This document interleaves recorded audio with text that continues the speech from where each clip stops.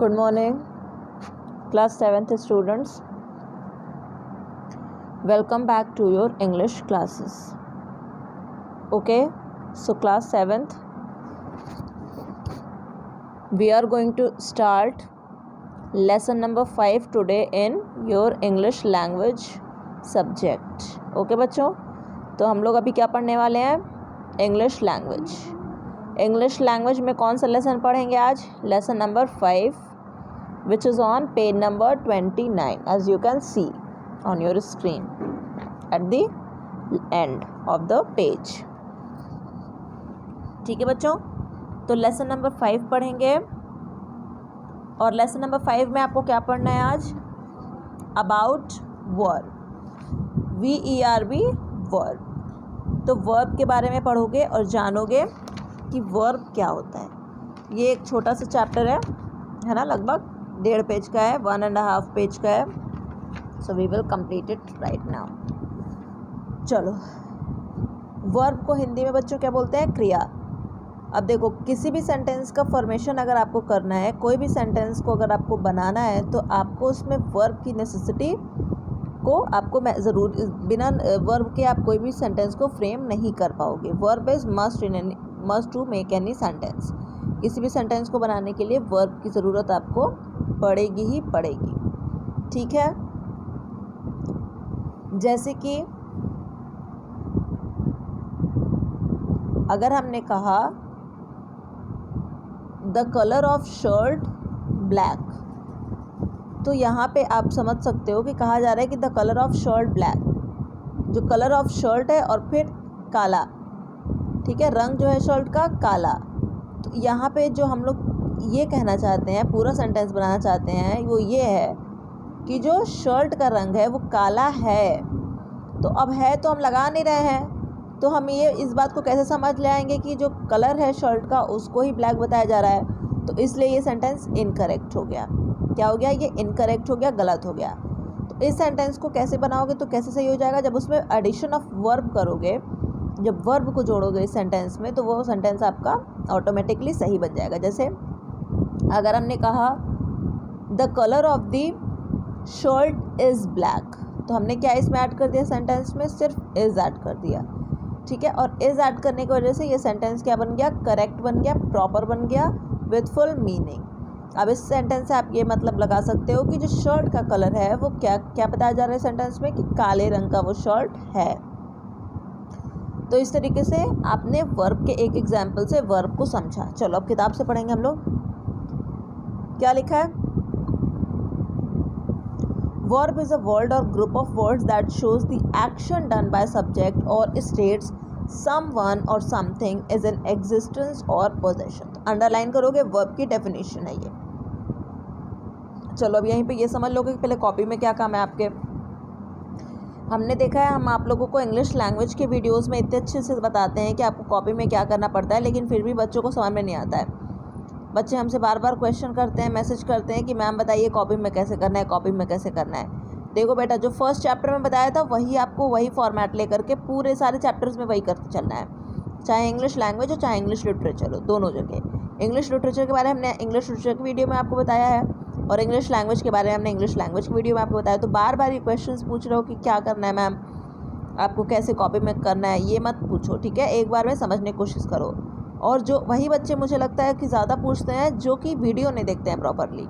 अगर वो वीडियो को प्रॉपरली देखेंगे, मैं जो बोल रही हूँ, मैं यहाँ पे खुद बोल के बता रही हूँ ना आप लोगों को, वहाँ पे तो मुझे मैसेज करना पड़ता है कि नहीं, और वहाँ पे इमीडिएट रिप्लाई आ जाना, और फिर उसके बाद आप रिस्पॉन्ड कर दो तुरंत. ऐसा हो भी सकता है, नहीं भी हो सकता है, लेकिन यहाँ पे तो हम आपको सारी चीज़ें बता दे रहे हैं, तो फिर आपको कोई प्रॉब्लम होनी नहीं चाहिए. तो पहली बात तो सारे बच्चे वीडियो को देखेंगे पूरी तन्मयता के साथ, विथ फुल कॉन्सेंट्रेशन आप वीडियो को देखोगे, तभी आपको चैप्टर भी क्लियर होगा, कॉपी में कैसे बनाना है, क्वेश्चन आंसर्स कैसे करना है, एक्सरसाइजेस कैसे लिखना है, डेफिनेशन कैसे लिखना है, ये सारी चीज़ें वीडियो में ही हम क्लियर कर देते हैं. So there should be no confusion regarding the copy work. चलो, तो सबसे पहले कॉपी में क्या करोगे? हेडिंग डालोगे. पहले तो लेसन नंबर 5 लिखोगे, उसके बाद हेडिंग लेसन नंबर 5 का चैप्टर का नेम डालोगे, वर्ब. ठीक है, और ये एक बात और बात हो गई, जो होमवर्क सेक्शन है जिसमें हम सीखो ऐप में आप लोगों से होमवर्क मांगते हैं, उसमें मात्र 4 या 5 बच्चों का होमवर्क मेरे पास आता है. तो क्या क्लास 7 में खाली 4-5 बच्चे पढ़ते हो? टोटल मिला करके बस 4 और 5 स्टूडेंट्स हैं 7th ए बी में, कि उससे ज़्यादा हैं? तो 7th ए एंड बी आप लोगों को रिस्पॉन्ड करना है, इमीडिएट रिस्पॉन्ड करना है। आपको जैसे मैंने सुबह 7 बजे अगर आपको दे दिया होमवर्क, 7 बजे तक अपलोडिंग हम कर देते हैं, ठीक है, आपके इंग्लिश पेपर, इंग्लिश सब्जेक्ट का। उसके बाद आपको जब भी टाइम मिल रहा है 11-12 बजे तक दिन में आप काम ख़त्म करके उसका फ़ोटो क्लिक करके उसको PDF में बनाओ, चाहे फ़ोटो कोई खाली हमें पोस्ट करो होमवर्क सेक्शन में। समझ में आ रही कि नहीं बात? अब से मुझे सारे बच्चों के होमवर्क चाहिए।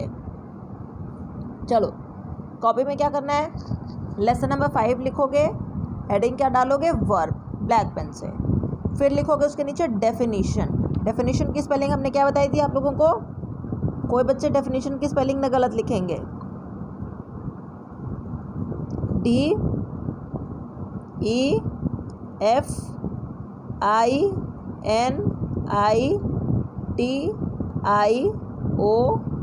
ये हो गया आपका डेफिनीशन का स्पेलिंग, यहाँ से लिख लेंगे, ठीक है। और नहीं तो आप जा करके डिक्शनरी वगैरह में भी चेक कर सकते हो।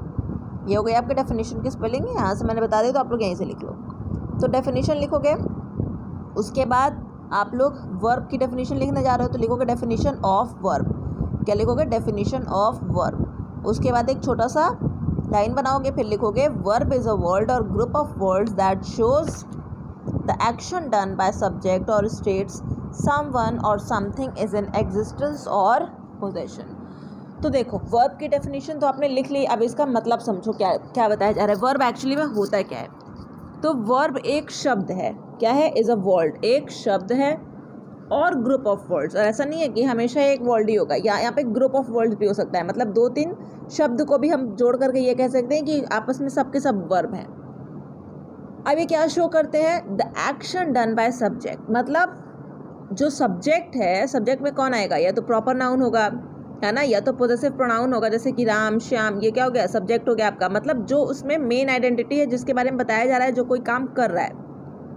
तो सब्जेक्ट जो काम करेगा, जो एक्शन करेगा, उसको ही हम लोग क्या कहते हैं? वर्ब। और एक और डेफिनेशन क्या दी जा रही है? और स्टेट्स समवन और समथिंग इज इन एग्जिस्टेंस और पोजेशन। और अगर कोई ऐसा शब्द जो कि हमें ये बता रहा है कि जो सब्जेक्ट है उसका एग्जिस्टेंस है, उसका पोजेशन है, मतलब वो एक्चुअली में है, वो रियलिटी में है, ठीक है, तो हम लोग उसको क्या कहेंगे? वर्ब, ठीक है। तो हिंदी में वर्ब को क्रिया कहते हैं, तो ठीक है, जो भी काम हो रहा है, ठीक है, एक्शन हो रहा है, एक्शन वर्ड्स को हम लोग क्या कहते हैं? वर्ब। डूइंग वर्ड्स को बोलते हैं वर्ब। तो इस तरीके से आप लोग वर्ब का डेफिनेशन समझ गए। आ जाओगे अब एग्जाम्पल पे। क्या लिखा है? Tigers roar. तो टाइगर्स जो होते हैं वो क्या करते हैं? दहाड़ते हैं, रोर करते हैं। तो वो क्या करते हैं? टाइगर क्या हो गया? हमारा सब्जेक्ट हो गया। और रोर वो क्या है? उनकी आवाज़ है बोलने की, वो काम कर रहे हैं, वो दहाड़ रहे हैं। तो जो वो काम कर रहे हैं, रोर, यही हमारा क्या हो गया? वर्ब। क्यों वर्ब हो गया रोर करना? क्योंकि हम लोगों ने अभी डेफिनेशन में पढ़ा कि the action done by subject is called verb. तो सब्जेक्ट के द्वारा जो काम किया जा रहा है उसको हम लोग वर्ब बोलेंगे। तो यहाँ पे सब्जेक्ट हमारा टाइगर है और वो क्या काम कर रहा है? रोर कर रहा है। तो रोर हमारा क्या हो गया? वर्ब। तो ये एक्शन वर्ब हो गया, ठीक है। उसी तरीके से दे फ्लाई एरोप्लेन्स, तो ये भी एक्शन हो गया, ठीक है ना। पायलट फ्लाई करते हैं एरोप्लेन्स को, तो वो क्या कर रहे हैं? फ्लाई कर रहे हैं। तो फ्लाई हमारा वर्ब हो गया, action verb. I feel sorry, ठीक है, मुझे सॉरी महसूस हो रहा है, मतलब मुझे माफ़ी मांगने जैसा ऐसा फील हो रहा है। तो ये हमारी फीलिंग हो गई। तो मैं ऐसा फील कर रही हूँ, ये भी फील भी हमारा क्या हो गया? वर्ब हो गया। जो रेड कलर पिंक कलर में लिखा है वो आपका वर्ब है। Ashoka was a great king. अब अशोका का एग्जिस्टेंस बताया जा रहा है कि अशोक जो थे, सम्राट अशोक, वो एक महान शासक थे। तो वॉज अ ग्रेट किंग, तो वॉज यहाँ पे क्या हो गया? आपका वर्ब हो गया। चलो रीड द फॉलोइंग सेंटेंसेज में आ जाओ। अनिल प्लेज हॉकी, यहाँ प्लेज आपका वर्ब हो गया। दे राइट ऑन पेपर, राइट आपका वर्ब हो गया। दे ईट फ्रूट्स, अच्छा अनिल प्लेज हॉकी मतलब अनिल हॉकी खेलता है। दे राइट ऑन पेपर मतलब कि वो लोग पेपर पे लिखते हैं। दे ईट फ्रूट्स मतलब वो लोग फल को खाते हैं। अब खाते हैं, काम कर रहे हैं, खाना भी तो काम करना हुआ। तो ईट आपका क्या हो गया? वर्ब हो गया। Brijesh spoke to me, Brijesh ने मुझसे ये बात कहा, उसने कहा तो उसने काम किया, करता हो कर्म कर रहा है वो, तो क्या हो गया? वो वर्ब हो गया। ही रैन टू हिज फादर, वो दौड़ के गया अपने पिताजी के पास, तो वो भी क्या हो गया? वर्ब हो गया, ran. I sit on the chair, मैं चेयर पे बैठा, तो सिट मैंने यहाँ पे क्या हो गया सिट, वर्ब हो गया। He went for a walk, went मतलब गया, वॉक के लिए, तो वो भी वर्ब हो गया। The dog barked. चलो, as we already know, to make a sentence we must talk about something, that is subject, and we must say something about that thing, that is predicate. तो किसी भी sentence को frame करने के लिए आपके पास क्या होना चाहिए, सब्जेक्ट, कि जिसके बारे में आपको बताना है। बिना सब्जेक्ट के आप कोई भी सेंटेंस को फ्रेम नहीं कर सकते हो। और उसमें सेंटेंस में प्रेडिकेट होता है। प्रेडिकेट मतलब जो भी सब्जेक्ट के बारे में बताया जा रहा है वो आपका प्रेडिकेट हो गया। जैसे कि हमने बोला Seema is a very beautiful girl, तो सीमा यहाँ पे क्या हो गई, सब्जेक्ट, क्योंकि सीमा के बारे में आगे कुछ बताया जा रहा है। क्या बताया जा रहा है कि she is a very beautiful girl, वो बहुत सुंदर लड़की है। तो उसके बारे में जो बताया गया कि वो बहुत सुंदर लड़की है, वो क्या हो गया उस सेंटेंस का, प्रेडिकेट, क्योंकि सब्जेक्ट के बारे में जो बताया गया वो हो गया आपका प्रेडिकेट। और प्रेडिकेट एक्चुअली में होता क्या है, जो सब्जेक्ट के बारे में बताता है। तो दोनों आपस में क्या है, इंटरलिंक्ड है। चलो आगे देखो, a verb is a word which says what a subject does or what is done to it or what it is. तो वर्ब एक शब्द होता है जिसमें ये बताता है कि क्या एक सब्जेक्ट करता है, ठीक है, और what is done to it, या फिर उस सब्जेक्ट के साथ क्या हो रहा है, और व्हाट इट इज़, या फिर सब्जेक्ट है क्या, ठीक है। तो ये सारी चीज़ें हमें वर्ब बताएगा। We can not make a sentence without a verb, तो अंडरलाइन कर लीजिए इस लाइन को, we can not make a sentence without verb.